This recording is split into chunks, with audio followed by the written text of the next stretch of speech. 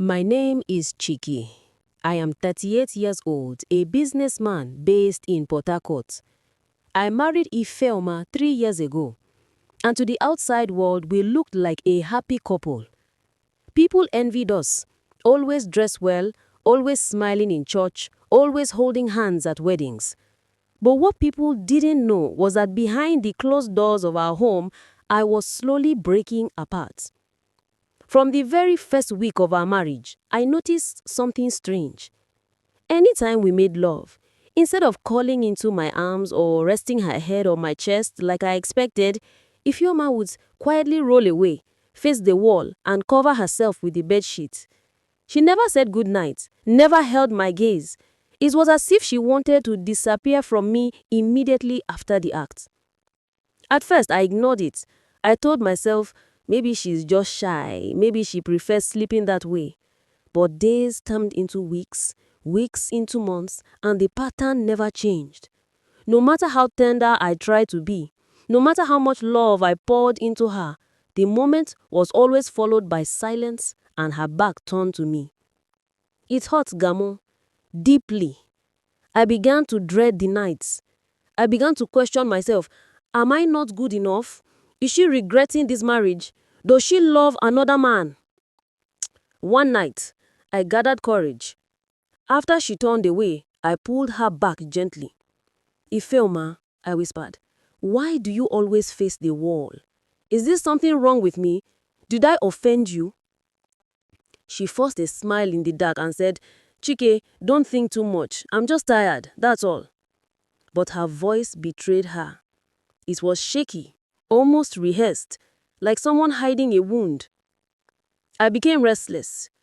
During the day, she was cheerful, cooking, laughing, even teasing me. But at night, after intimacy, she became another person, a woman with a heavy secret. I started watching her more closely. Sometimes, when she thought I was asleep, I would notice her shoulders trembling. I would hear soft sniffles, like someone holding back tears. My heart broke, but my fear also grew. Why is my wife crying after making love to me? My friends noticed I was no longer myself. When I opened up to one of them, he shook his head. Chike, forget it. That woman is cheating on you. She must be thinking of another man. The thought burned me, but deep down, I refused to believe it. Ifeoma was faithful, I was sure of it. Her love for me during the day was too genuine. No, this was something else. One Saturday night, I pretended to be asleep after we made love. As usual, she turned to the wall. After a while, her muffled sobs filled the room. My chest tightened. I wanted to touch her, to ask her again, but something in me said, be patient. Let her speak when she's ready. Still, the pain of watching the woman I love cry silently beside me was unbearable. Finally, on our third wedding anniversary, I decided enough was enough. After dinner, I held her hands firmly. Ifeoma, I love you. You know I do. But I can't keep pretending everything is fine.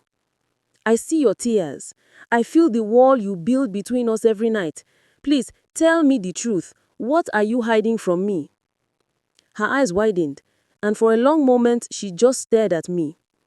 Then her lips trembled, and tears rolled down her cheeks. She tried to speak, but her voice cracked. I pulled her close, my heart pounding. Chike, she whispered, I have never told anyone this before, not even my parents. She took a deep breath, and what she said next shattered me. When I was 16, my uncle, the one who used to live with us, he used to come into my room at night. He would force himself on me and then warn me never to tell anyone. I was young, helpless, and ashamed. For years, I lived with that secret. Even after he left, the memory never left me. Every time a man touches me, even you, my own husband, a part of me goes back to that dark place. I turn to the wall because I feel dirty, because I don't want you to see the shame on my face. Her voice broke completely. She wept in my arms, her body shaking. I was stunned. My whole world spun. I had suspected cheating, hatred, or rejection. Never this. I felt anger. Anger at the man who destroyed her innocence. But more than anger, I felt love, overwhelming love. I held her tight and whispered, Ifeoma, you are not dirty. You are not to blame. You are my wife, my treasure, my peace. I will never judge you. We will heal together. That night, for the first time, she did not face the wall. She cried in my chest until she fell asleep, her tears soaking my shirt. Since then, it has been a journey. Healing is not instant. There are still nights when she withdraws, but now she talks to me. We pray together, sometimes we cry together. I encourage her to see a counselor, and slowly, she is learning to let go of the shame she carried for so long. I discovered that love is not only about romance, laughter, and good times. Sometimes, love means carrying the scars of your partner, holding them even when they feel broken, and showing them they are still whole. So, when people see us smiling in public, they still envy us. But what they don't know is that behind that smile is a story of pain, courage, and healing. And me, I no longer feel like a stranger to my wife. I feel like the man God sent to remind her she is worthy of love despite her past. Moral of the story. Sometimes, the people we love carry silent wounds we cannot see. Instead of judging or suspecting them, patience and understanding can open doors to healing. Love is not just about passion, it is also about being a safe place for each other's scars.